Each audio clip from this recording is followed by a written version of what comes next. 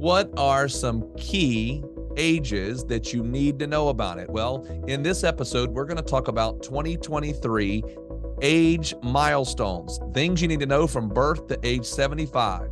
Enjoy the episode.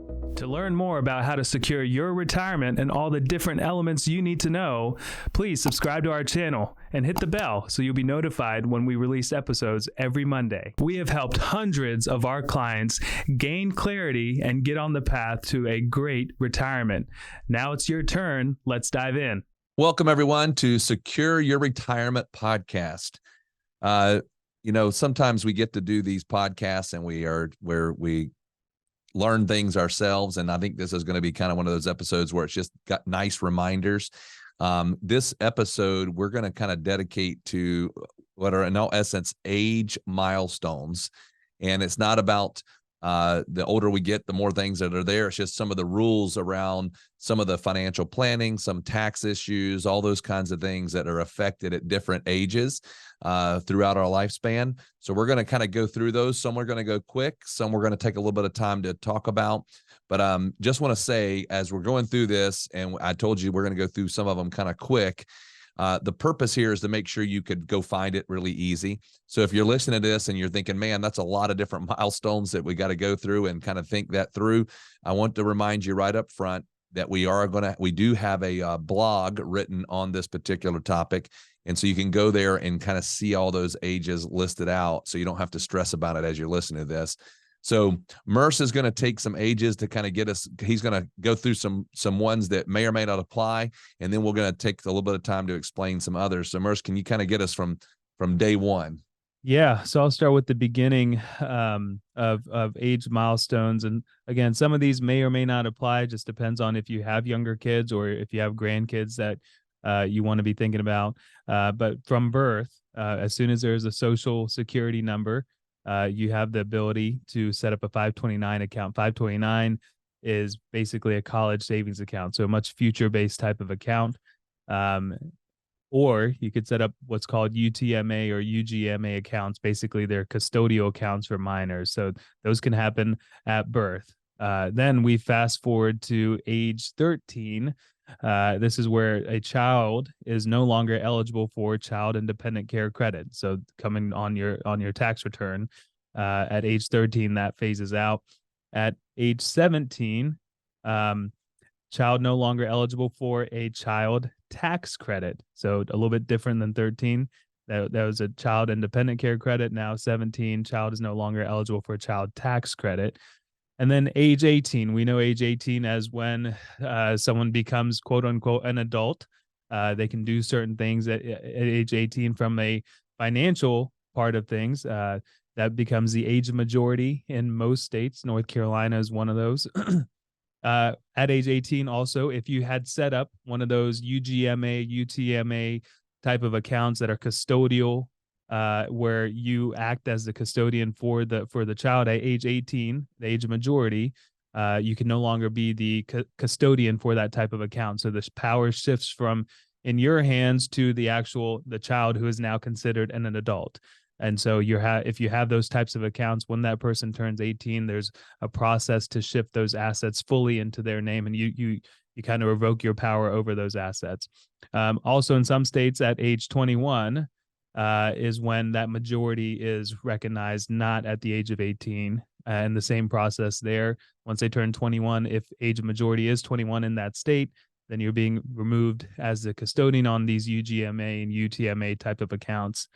And then at age 24, a child who is a full-time student is no longer subject to the kiddie tax. And age 26, an adult child may lose parents' health insurance coverage under the Affordable Care Act. We hear about that one a lot, that you got the kids through college, and but they worked for a company or did an internship or whatever it is, and they didn't have health insurance, so they're able to stay on the parents' plan. But at age 26, they are no longer able to or eligible to stay on the parents' plan. So that is a quick overview from birth to age 26. Again, may or may not apply, but there's some key dates there and ages that are important. So now we'll get into more of the retirement planning specific types of milestones. Some of these you're going to be very familiar with and you've heard of.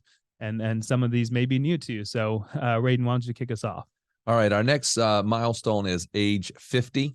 And the key about this age is that you can do catch-up contributions in your 401k, 403b, 457 plan. So under 50 in 2023, you can contribute $22,500 into that account. Well, if you're 50 years of age and older, you can put an additional $7,500 into the account. So if, and what's real key here is, you know what, we've had clients who've come in and they forgot to up that. They were at their employer and they forgot to make those adjustments. So as long as you get that in before the end of the year, and you turn 50 this year, go ahead and do that if you want to get those extra contributions in there. Also, I mean, if you're doing IRAs, you got to catch up there as well. Now, as far as the other one here that's age 50, just a note is you're also eligible for Social Security benefits for disabled widows and widowers. Then we got age 55. Age 55, catch-up contributions on an HSA. And just to kind of go through those numbers, HSA, if I'm a single person, I can put $3,850. If I'm doing family, it's $7,750. But if I'm 55, I can put another $1,000 into my HSA. So again, those are just key things to keep in mind when it comes to that. All right, Merce, I'm gonna let you hit a big one that we talk about a lot.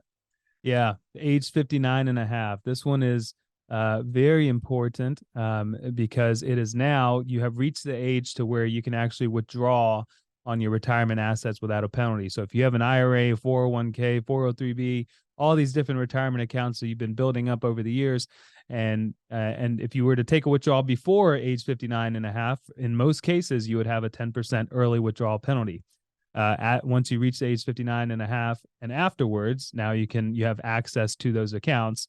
Doesn't change the fact that there are still taxes involved in a lot of these accounts, but you now have no penalties at age 59 and a half and older. Also, what's really key about this age is that if you're working for an employer and you have a 401k, a lot of times that asset is locked up in the 401k. And so you can only do whatever is available within that plan. At age 59 and a half, you now have the option in most cases to roll the assets out of the 401k and do a rollover to an IRA. And you may ask the question, well, why would I ever do a rollover to an IRA? That's really a podcast in itself, but on a high level, it opens up the investment universe to you. So while you're in a 401k, you may know that you have a limitation on the different funds that are available within the plan. Very rarely can you do any stock purchasing or any ETFs or anything like that. When you move assets out from the 401k to an IRA, it opens up the investing universe to pretty much anything that you want to invest in because you're not limited to an employer-based plan. It also opens up the ability for you to now hire professional management services, whereas in a 401k, it's very difficult to get that type of advice. Anything I'm missing there at 59 and a half, Raiden? No, I think you got it all. Yeah, that's a big one. So if you're at that age or above, just know that some options when it comes to investing and retirement planning really become available to you. All right, let's jump to age 62. 62 is where a person is eligible to get Social Security at a reduced rate. So a lot of times when we're talking to clients who maybe have retired early or for whatever reason are deciding whether or not they can take Social Security, you can begin Social Security at age 62, but there's going to be a reduction there. And so a big discussion we have with clients is, should I take it at 62 or wait till later? And a lot of that comes down to how much money a person's making in those ages. Just to kind of review that real quick for 2023, if you are 62 and you're going to take Social Security early, the limit is $21,240. So you can't make a lot of money and take Social Security because if you do, then for every $1 that you are making above that, well, for every dollar you make above that, I'm sorry, I'm saying it wrong. For every $2 you make above that, $1 will be reduced of your Social Security. So let me say that again. You make $2, $1 of your Social Security is going to be reduced. And so that's just not a key way to plan that. If you're going to make more than that, don't take your Social Security early. All right. So the next one is going to be age 65. There's a lot of things that go on with age 65, but the most is the eligibility for Medicare. And a key thing here to understand is that you can actually apply early for Medicare at 3 months earlier. So at 64 and 9 months is really when you want to start thinking about it. If you haven't already done the research as to, well, what types of plans, what types of coverage are you going to be looking for with Medicare? You really want to start that process at 64 and 9 months. And then at 65 is when you actually become eligible and you have those coverages available to you. Also, I think really important, it's another retirement planning type of strategy, is if you have an HSA and you've been funding that, one strategy is that you do your best really not to touch that HSA and it turns into another retirement account. At age 65, well, let me say it this way: prior to age 65, HSAs are really reserved for medical expenses and medical expenses only, and you get tax-free withdrawals on those if they're used properly. But at age 65, you become eligible in your HSA for non-medical withdrawals as well, without any type of penalty. So I think that's a nice little planning tool. If you fund an HSA and you have turned it into a strategy to really not touch it at all, and we can talk about that too. All right, so now we're going to get to what's called full retirement age for Social Security benefits. Now, the reason why this is such a key age, I think, is that if I am earning money and I want to wait till full retirement age, I don't have a limit on my income that I make once I reach or achieve what's called FRA, or full retirement age. Means if I'm still working and I have a good income, I can still get my Social Security if I choose, and I get 100% of the benefit.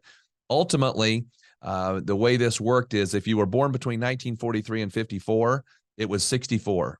I'm sorry, 66. 66 was your age.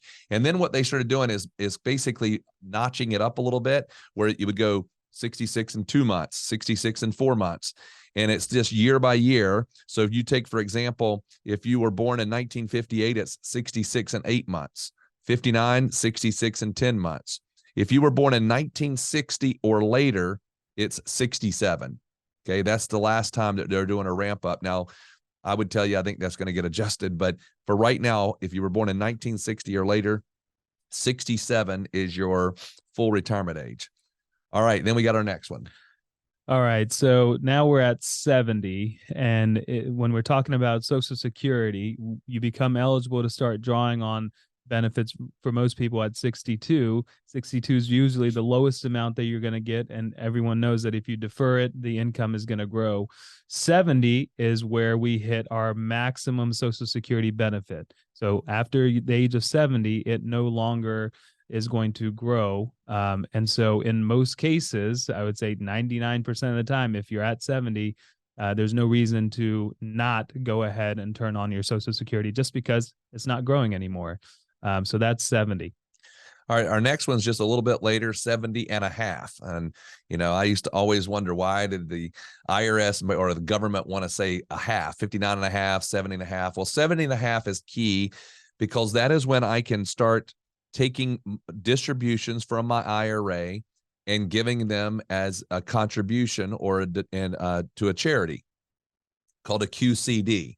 And the reason why that's so key is that when I take the money out of the 401k, or IRA, either one of those, I don't have to ever claim it as taxable, and it goes straight to the charity, and it just is a very clean transaction. I'm getting a full deductibility in all essence of those contributions. So 70 and a half is when that begins. Yeah. And I want to make a key distinction there too, because it used to be at 70 and a half, that was when everyone would think of, oh, that's when my required minimum distributions start on my IRA, my pre-tax type of assets. And so now it's at 70 and a half. It's just that QCD that Radon talked about. It used to be 70 and a half was QCD and RMDs, required minimums. But a few years ago, they raised that age on the required minimums, the RMDs, to age. Actually, it was in January of this year that they moved it to 73. And the caveat there is if you're born before 1960. So if you're born before 1960, you have to take your required minimum distribution on your pre-tax assets at the age of 73.